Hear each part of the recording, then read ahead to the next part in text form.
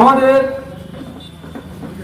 বিশ্বনবী রাসূল সাল্লাল্লাহু আলাইহি ওয়াসাল্লামের কটূক্তির প্রতিবাদে আজকের এই 10 মিনার আলেম সমাজ কর্তৃক আয়োজিত আজকের এই মানববন্ধনে উপস্থিত 10 মিনার বিভিন্ন মসজিদের ইমাম সাহেব সহ উপস্থিত আলেম ওলামা এবং উপস্থিত ধর্মপ্রাণ মুসলমান ভাইয়েরা, আজকে আমরা অত্যন্ত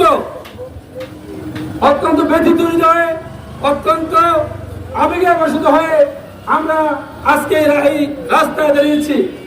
আজকে বাংলাদেশে একটি শান্তিপ্রিয় মুসলিম কান্ট্রি দেশ, এখানে রাসূল প্রেমিক কোটি কোটি রাসূল প্রেমিক রয়েছে।